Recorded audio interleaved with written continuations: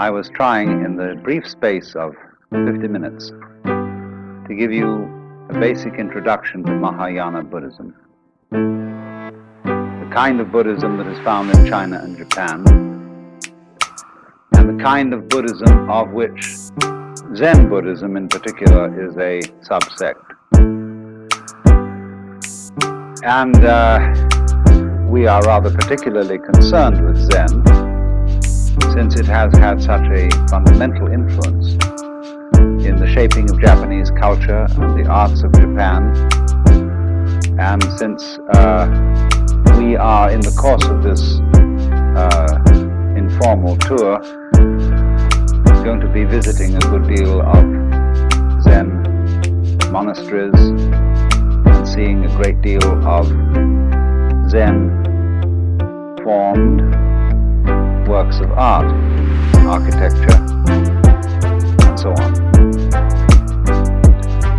So I want to lead now tonight from Buddhism in general, or Mahayana Buddhism in general, to Zen in particular.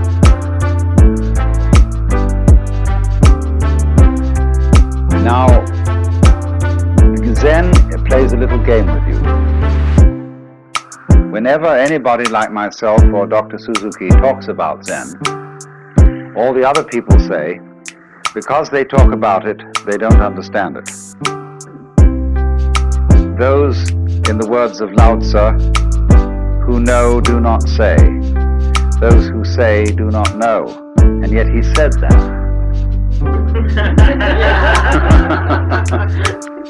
He wrote a book of several 80 chapters or so to explain the Tao and the De, its power, and nobody can help themselves. They've got to talk. Human beings are a bunch of chatterboxes.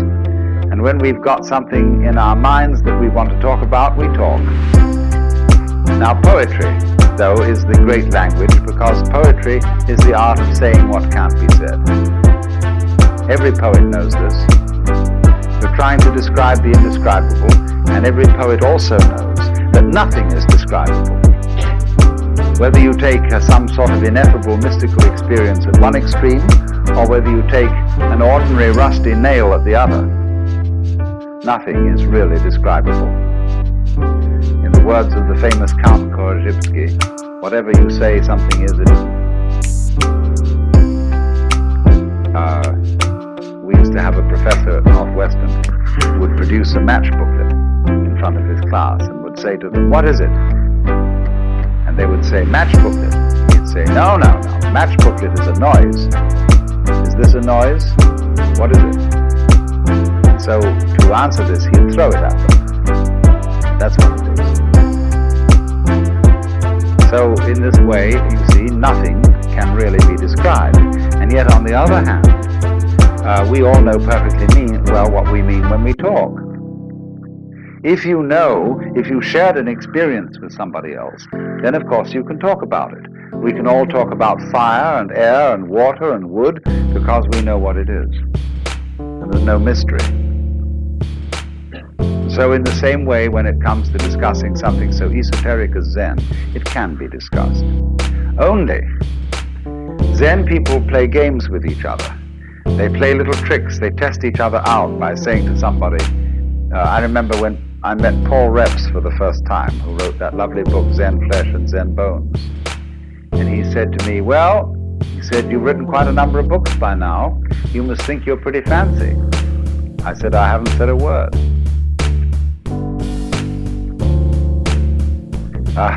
This is simply a Zen game.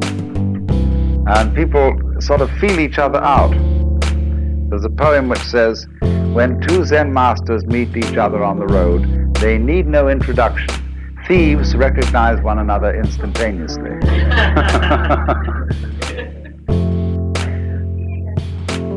So now, having got that off my chest, it's to say then, if I were to give you a really proper and really and truly educative talk about Zen, I would gather you around here and sit here in silence for 5 minutes and leave. And in a way, this would be a much more direct exposition of it than what I'm going to do instead, which is talk about it. Only I have a feeling that you would feel that you were disappointed and somewhat cheated by this kind of behavior if I just left in 5 minutes silence. So then, this word Zen is Japanese way of pronouncing the Chinese word Chan, which in turn is the Chinese way of pronouncing the Sanskrit word jhana. And jhana is a very difficult word to translate into English, if not impossible. It's been called meditation. Meditation in English generally means sitting quietly and thinking about something. And that's not what Zen is.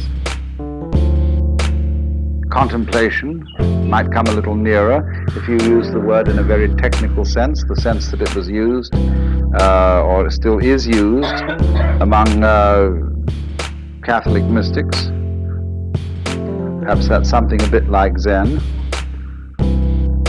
But again, contemplation, as we normally use the word, has a sense of inactivity, a sense of not doing anything, of being completely still and passive, whereas Zen is something highly active. So we really don't have an English word for jhana, Chan, Zen. But I would say that we do know what it is, because we do all sorts of things every day of our lives in the spirit. When, for example, you drive a car, most Americans, at any rate, drive cars since they were teenagers and are very expert drivers. And when they drive a car, they don't think about it. They're one with the car. Or when a rider of a horse is one being with the horse, when you watch a good cowboy or a cavalry rider, he's glued to the horse. He's like a centaur almost. As the horse moves, he moves. Which is in control? Is the horse riding the man or the man riding the horse?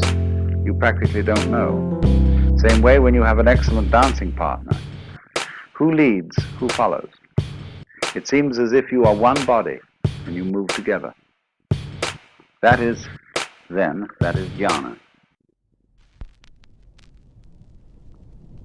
And so in a wider sense, when a person doesn't react to life, on the one hand, or try to dominate it on the other, but when the internal world of one's own organism and the external world of other people and other things move together as if they were and indeed are one and the same motion, that is Zen. So you could say in a very, very simple way that the real concern of Zen is to realize, not merely to think, but to know in your bones that the inside world inside your skin and the outside world outside your skin, going out as far as anything can go into galaxies beyond galaxies, is all one world and all one being, one self, and you're it. And once you know that, then you have completely abolished all the problems that arise as a result of feeling that you are a stranger in the world, that you are set down in the middle of a hostile and alien domain of nature or people who are not you. This whole sense of estrangement, foreignness to the world is overcome in Zen. Now, let me illustrate this a little before we go into Zen in any kind of technical way by a few rather superficial but nevertheless significant facts out of Japanese culture and the place of Zen in Japanese culture. Japanese culture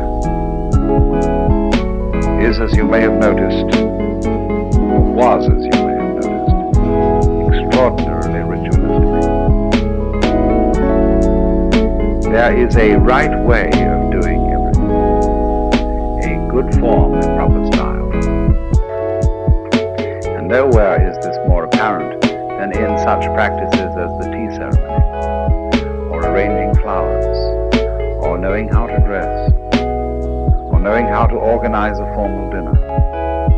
The punctiliousness, the skill of these people in doing these things is quite remarkable. But in the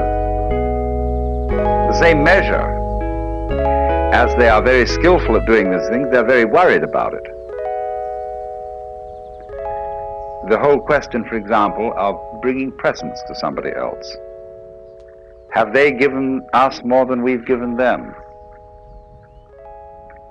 Did we remember this occasion? Did we remember that occasion? These weigh very heavily on the Japanese soul.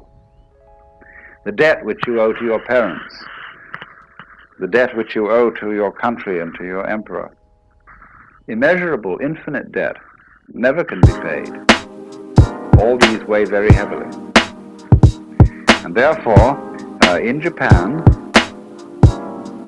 until the sort of breakaway of modern youth with its westernized ideals, this is a very nervous culture, concerned about whether one is playing the ritual correctly. A culture like that needs an outlet, needs a safety valve, needs a way out of this thing. And Zen provides just that. And so by contrast, when you meet a Japanese who is thoroughly trained in Zen, he is a different kind of personality altogether from ordinary Japanese. He is in manners not studiedly courteous, nor is he brusque, but he's simply at ease. He gives you his whole attention, so long as you give him your whole attention. If you start wandering and frittering, he's got work to do and he promptly leaves. But so long as you are wanting to talk to him, he is there for you and for nobody else. And he sits down, and he really sits. You know, he doesn't worry about whether he ought to be somewhere else. And so unable to sit with complete serenity in one place. You know, if you have half an idea that you ought to be worrying about something out in the garden, or that you ought to be cooking dinner, or that you ought to be down in your office or something, you can't sit where you are. You're not really there. You're a kind of gas balloon that keeps wanting to wander off. But these people, when you see, as you meet people connected with Zen, even sometimes the most neophyte, novice of a priest, has this atmosphere of knowing how to live in the present and not to be fidgety and giggly and worrying about whether he's done the right thing. So that's very much Zen style. Even though at the same time the Zen people do have a very exacting and demanding discipline. The function of this discipline is rather curious. It's to enable you to be comfortable.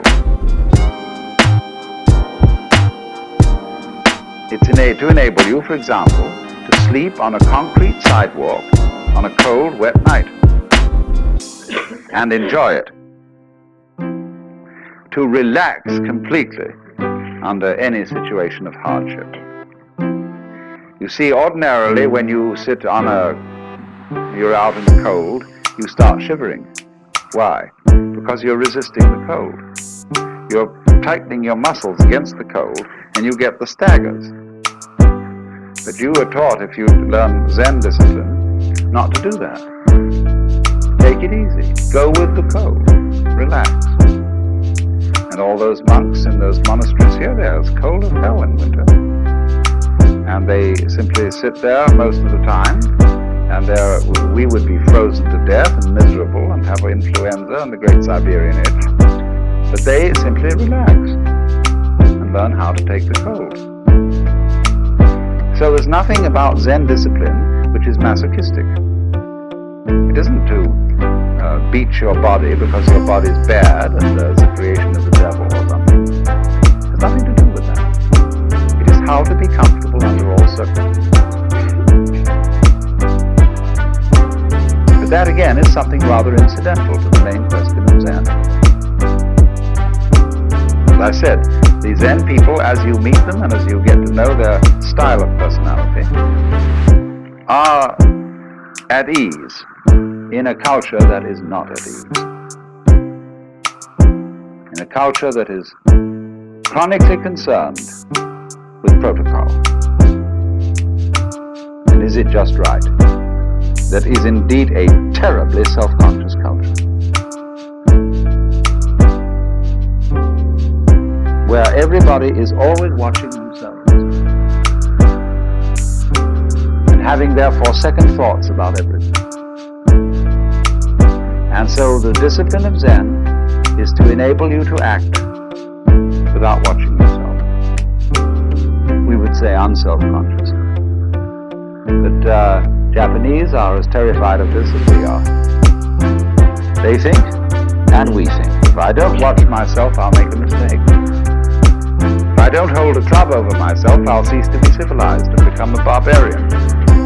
If I don't discipline myself with all sorts of down on those passions of yours, you will become like the monk of Siberia who burst from his cell and devoured the Father Superior. So this basic mistrust and so on in one's own spontaneity makes us wonder that if the Zen people are really spontaneous and they don't plan and premeditate and hold clubs over themselves, won't they become very, very dangerous people socially?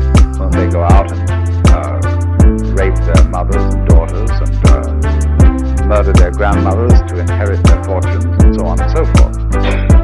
And Zen people just don't do that. And yet they are perfectly spontaneous. So then,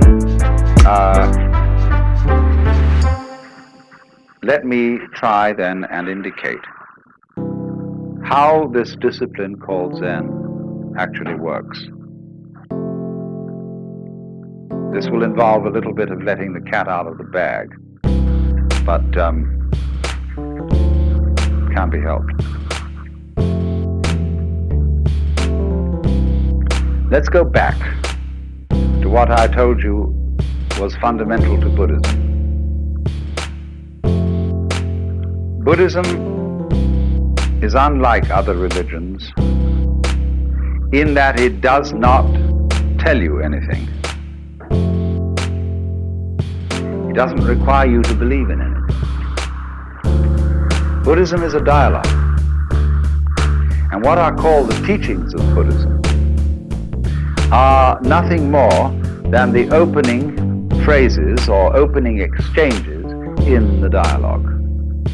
Buddhism is a dialogue between a Buddha and an ordinary man, or rather someone who insists on defining himself as an ordinary man, and thereby creates a problem.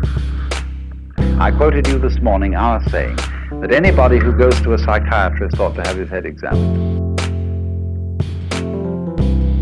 And in exactly the same way, in this culture, anybody who goes to a guru, a spiritual teacher, or a Zen master, or whatever, ought to have his head examined. Or as the old Chinese master Tokuzan put it, if you ask any question, you get 30 blows with my stick. If you don't ask any question, you get 30 blows just the same. In other words, what the hell are you doing around here?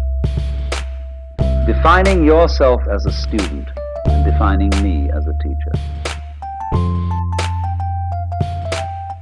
In other words, you have to raise the problem. And in the way of training of Zen, this is very clearly emphasized. If you go to a Zen teacher and you approach him in the traditional way, the first thing he will do is to say, I haven't anything to teach.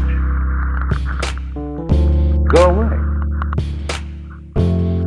Well, you say, what are these people doing around here? Aren't they your students? You say, well, they're working with me, but unfortunately, we are very poor these days. We don't have enough rice really to go around and make ends meet. And we can't take on anybody else in this community. So you have to insist to be taken in. Every postulant for Zen training assumes immediately that the teacher has given him the brush off in order to test his sincerity. In other words, if you really want this thing, you've got to work for it. That isn't the real point. The point is that you've got to make such a fuss to get in that you cannot withdraw gracefully after having made such a fuss to get in. Because you put yourself on the spot and you define yourself as somebody needing help or as somebody with a problem who needs a master in order to be helped out of the problem.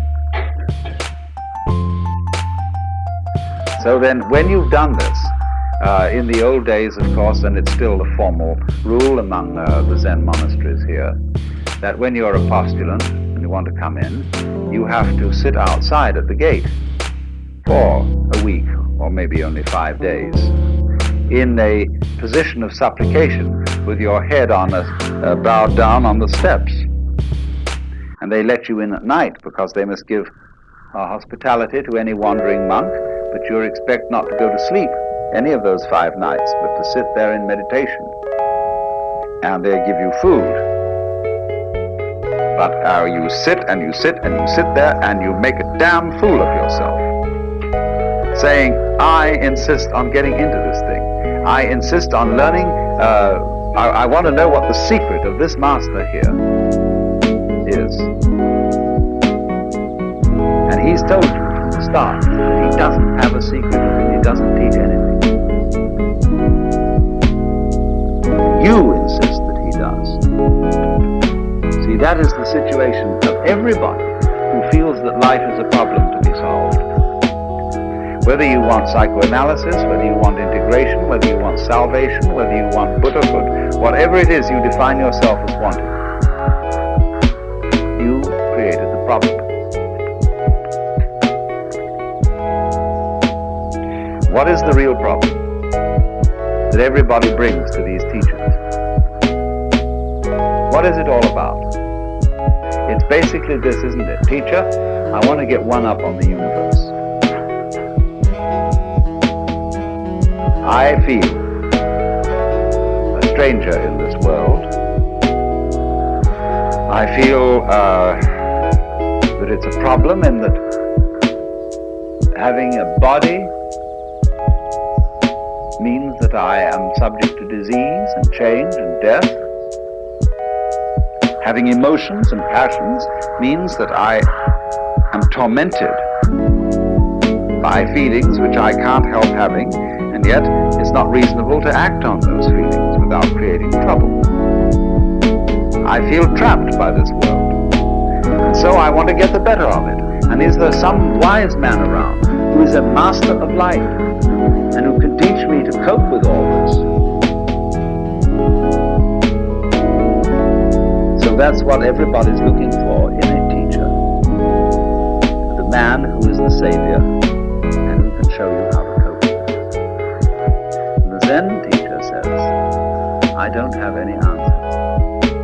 Nobody believes that because he seems to be so confident. When you look at it, you can't believe that he has no answers. And yet that's the consistent teaching of Zen, that it has nothing to say and nothing to teach.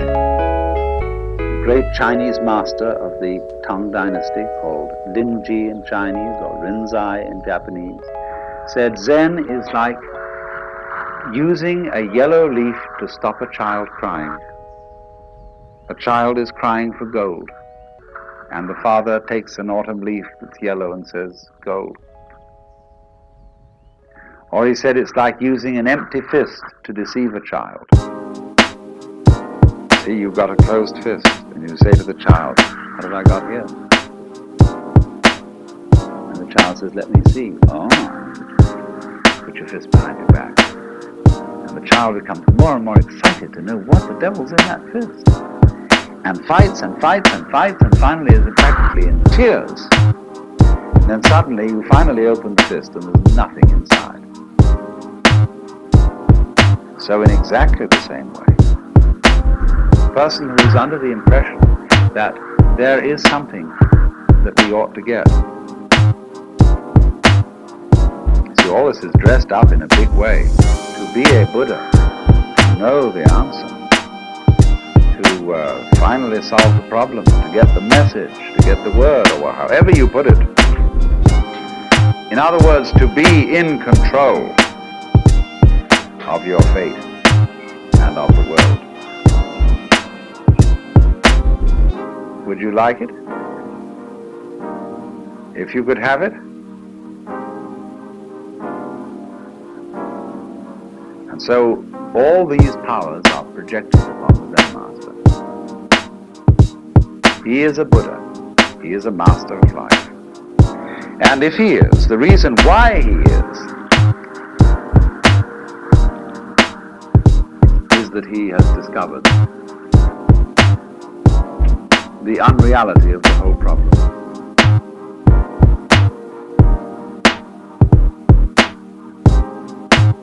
So all these powers are projected upon the Zen Master. He is a Buddha. He is a master of life. And if he is, the reason why he is that he has discovered the unreality of the whole problem. There is not life on the one hand and you on the other. It's all the same. But you see, you can't tell people that. And just by telling, get them to see it.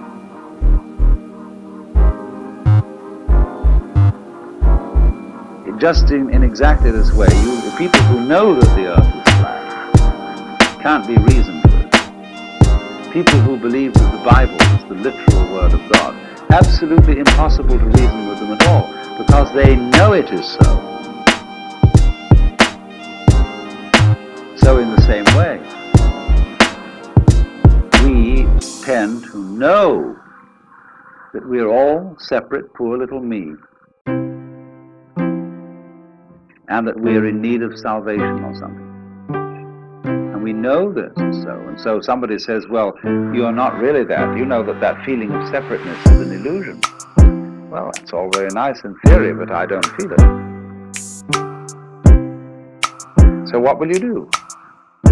What will you do with a person who is convinced that the earth is flat? There's no way of reasoning with him. If it's for some reason important that he discovered that the earth is round, you've got to play a game with him. You've got to play a trick on him. You tell him, great, the earth is flat. Let's go and look over the edge. Wouldn't that be fun?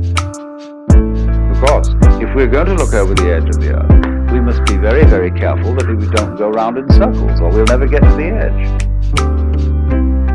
So we've got to go along consistently, along a certain line of latitude westwards. And then we're going to come to the edge of the earth, just so long as we're consistent. In other words, in order to convince a flat earthist that the world is round, you've got to make him act consistently on his own proposition and go consistently westwards to find the edge of the world. Now, at last, by going consistently westwards, he comes back to the place where he started. He's been convinced that the earth is at least cylindrical. And he may believe you. Then take it on faith that if he goes along a line of longitude, the same thing will happen. But you see, what you did was to make him persist in his folly. Now that's the whole method of Zen.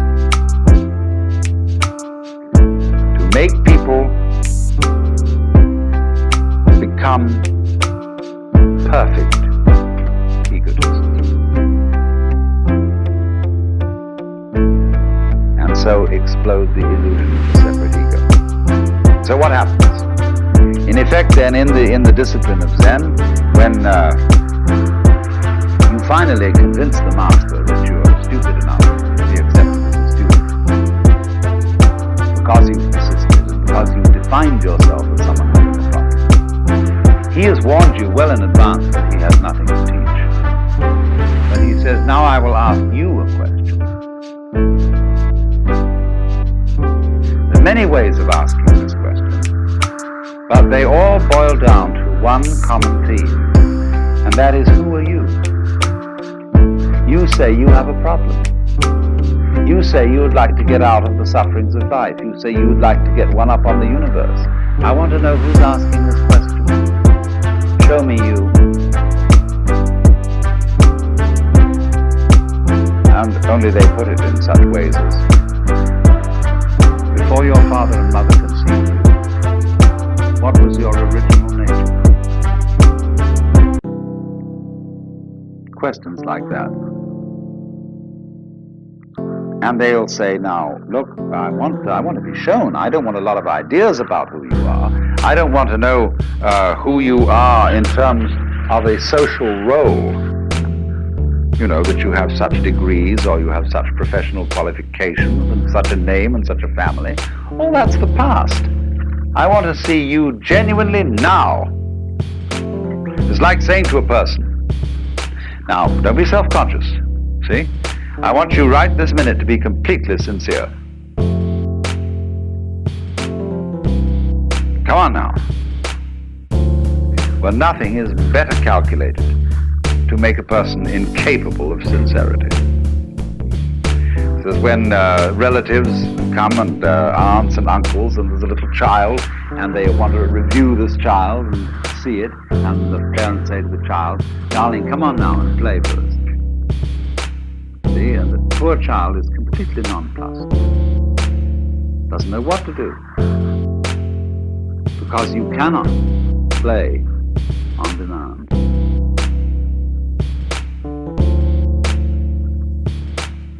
Now, what is the Zen teacher doing in saying to a person, you must answer this question by coming before me in fact, a rather formal situation. The kind of context in which a Zen master interviews his students is very formal. And there he sits, a sort of enthroned tiger. He's definitely, in this culture, a sensei, a authority figure. And so he's the last kind of person you can be spontaneous with. Because you feel that he knows you through and through. And that, do you know, ever read that story of Von Kleist about a man who has a fight with a bear? The bear is a mind reader and always knows what move he's going to make, so that the man can never conquer the bear unless he makes a move which he doesn't think about first. How will you do that? You get the same feeling with relationship to a Zen master. You feel that he is absolutely aware of everything phony about you. That he reads you like a book, but that you can't find a way of being not phony. Think about this a little. You see, it's we can arrange a group session, and this is a little game that's being played by lots of people. It's a kind of psychotherapy. We can arrange a group session in which the gimmick is this, that when anybody says anything or does anything, the group or some section of the group challenges its sincerity and says, why are you coming on so strong? Are you trying to dominate us? And you see, anything that you do can be interpreted in that way. Because the moment a group of people starts making comments on its own behavior, it is setting up a situation within the group which is analogous, say in a TV studio, to turning the camera on the monitor.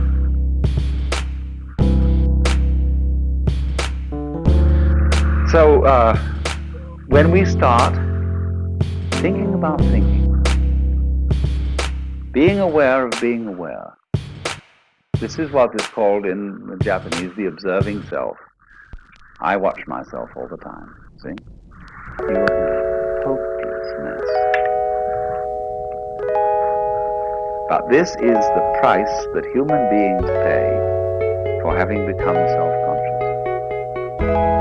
Anxiety and guilt. Anxiety because, am I sure that I thought this out sufficiently carefully? When I left the house, did I turn off the gas stove? And incidentally, I remember turning it off, but can I trust my memory? I've come to think about memory now, and I wonder if I can trust it. Maybe I better go back and look.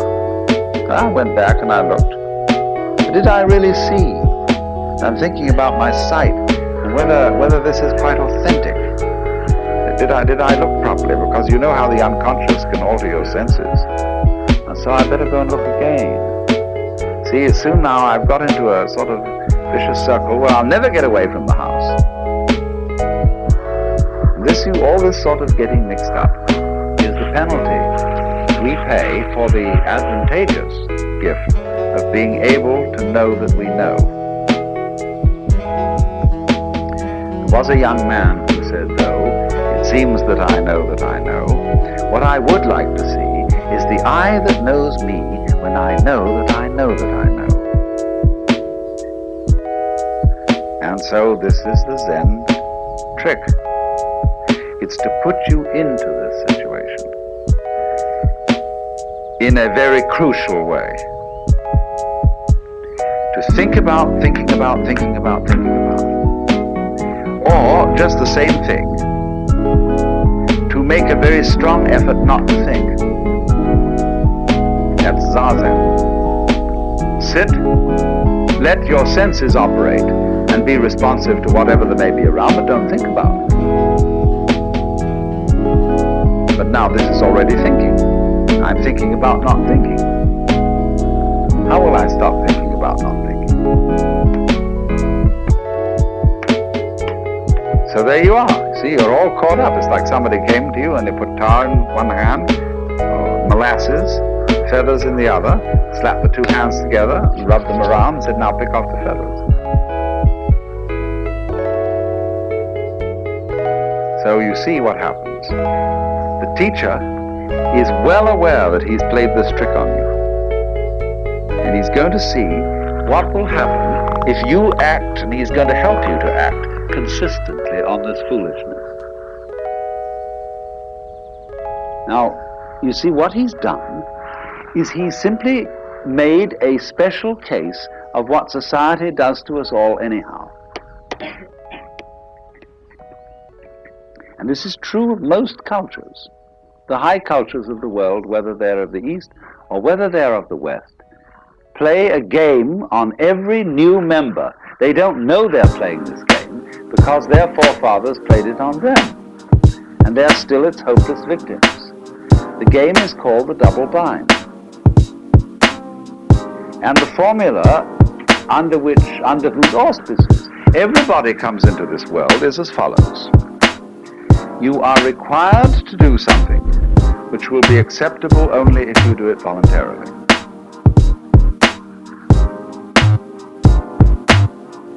You must love me. You must go to sleep. You must be natural. You must be free. Listen to that. You must be free. Now what happens, you see? Society, the community into which every child enters, defines the child. We know who we are as other people react to us. So the other people say to us, you're an independent agent. You're responsible. You are a freely acting individual. But this is a commandment. And we obey it because we can't help it. The child has no way of criticizing this, or of seeing there's something phony about it. So the child has to be free because he is commanded to be so by the community. Now then, the community sets itself a problem. Having defined the child as an independent agent, and having got the child to believe that he's an independent agent because he isn't. In other words, he wouldn't believe this if he were independent. It then has trouble getting him to behave as the community wants him to behave. So they feel then there's something ornery about all children. They're born in original sin, and they're refractious and so on. Of course they are, because they've been defined in a self-contradictory way. So when the community says to a person, you must be free, or when we are in a family relationship in which the members of the family are saying to each other, you must love me, it's your duty to love me, what a bunch of rot. Supposing one day you get up and you say to your wife, darling, do you really love me? And she replies, well, I'm trying my very best to do so. Is that the answer you wanted? No. You wanted her to say, darling, I can't help loving you. I love you so much I could eat you. You don't want her to try to love you. And yet that is what you put on people in almost any marriage ceremony. That you shall love this person. Thou shalt love the Lord thy God. Thou shalt love thy neighbor as thyself. This is a double bind. And anybody who lives under the dominance of a double bind lives in a state of chronic frustration, because he is devoting his whole life to solving a meaningless, nonsensical problem. Let's take the double bind that is the deepest of all. You must go on living. Now, living is a spontaneous process. And to say to it, you must happen, is exactly the same thing as saying to any kind of creative artist, you must come through with the goods.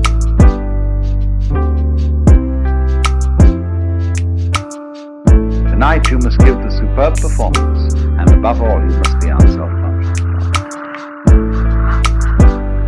Well, this is being done to us all the time. And the object of the Zen discipline is that instead of doing this to people unconsciously, as parents do it, and as teachers do it, children, and as the children's peers do it to their own peer members, in Zen the double bind is put on you deliberately, knowing how stupid it is. The teacher is well aware of everything he's doing, what tricks he's playing on you, because he has behind it all the compassionate intent of getting you into such a fierce double bind that you will see how stupid it is. So then, what happens is this. He gives you the double bind. Be genuine. I want to see you do something that is the real you. I had a friend who was studying Zen, and he was given some koan like this to work on. And when he was one day going for his interview, he walked through the garden that connected the Sodo, or the monks' study quarters, with the master's place, and there was a big bullfrog. Bullfrogs in this country are rather tame, people don't eat them. And so he swept up the bullfrog and dropped it into the sleeve of his kimono. And when he got in front of the teacher to answer the koan, that is to say, to do spontaneously produce his genuine self, he produced the bullfrog.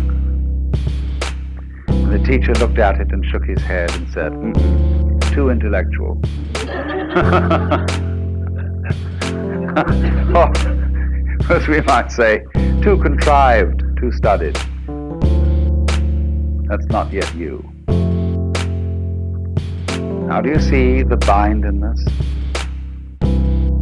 It's like being told that everything is all right at this moment so long as you don't think of a green elephant. So try not to think of a green elephant. Okay?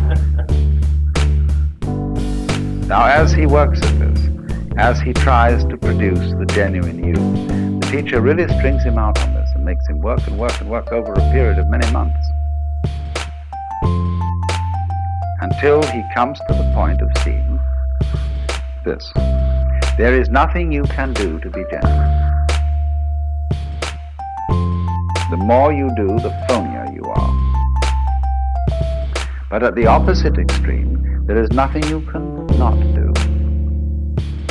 That is to say, you cannot give up trying to be genuine.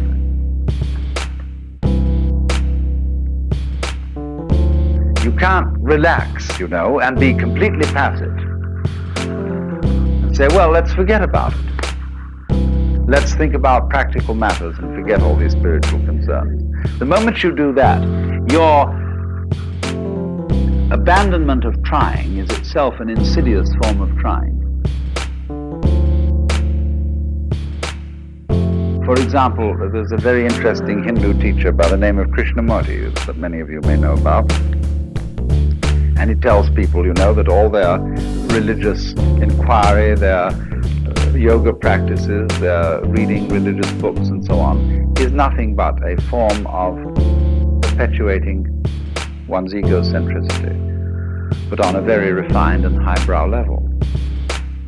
So he gets a kind of disciple who studiously avoids reading any kind of philosophical or edifying book. They are reduced to reading mystery stories. And they become devoted non-disciples. See, what a clever bind that is. It's the same as the Zen technique.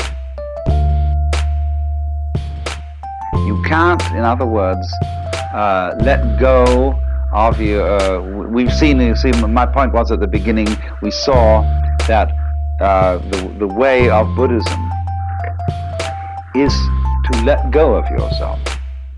To see that you live in a universe in which nothing can be grasped.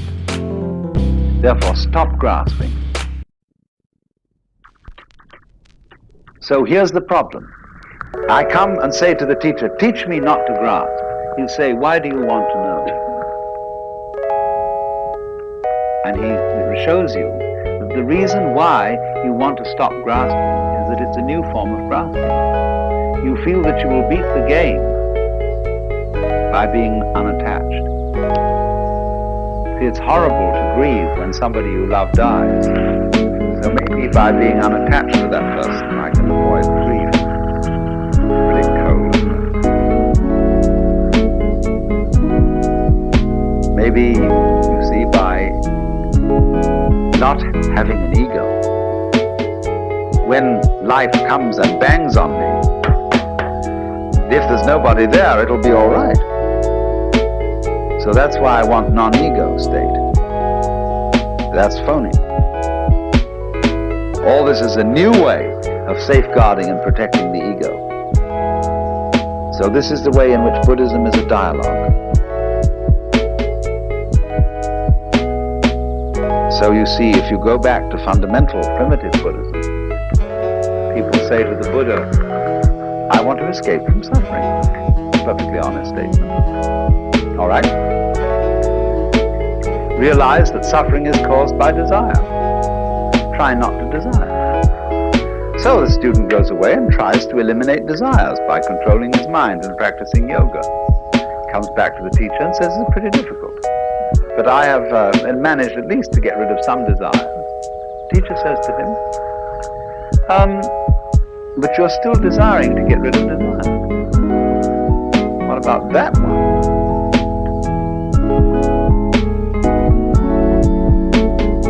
And then the student sees that if he strives to stop desiring to get rid of desire,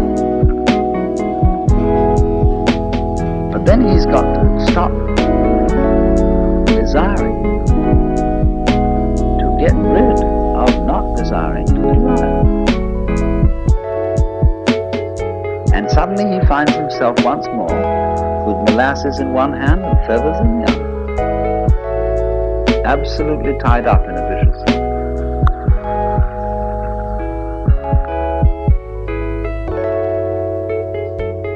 So he realizes there is nothing I can do about it, and there's nothing I cannot do about it. And this predicament in Zen is called a mosquito trying to bite an iron bull.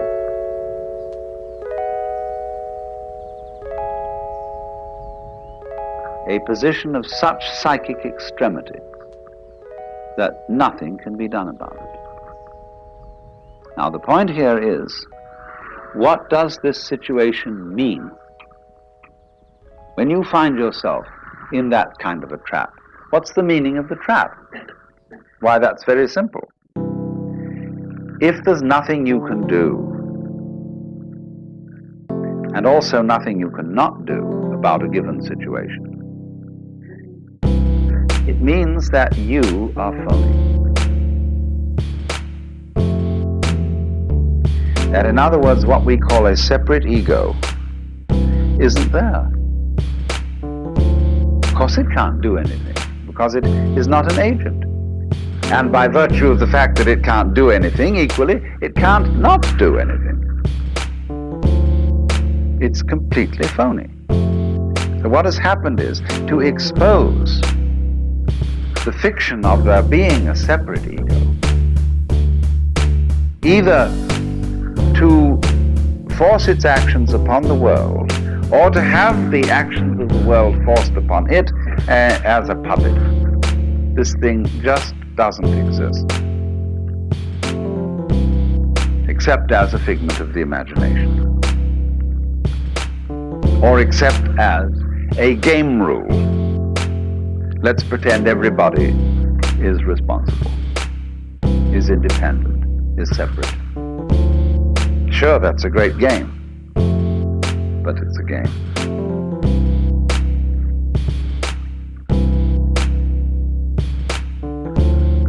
And so, the whole object of this Zen dialogue between the teacher and the student is to carry that game of being the separate ego to its logical conclusion, to its reductio ad absurdum.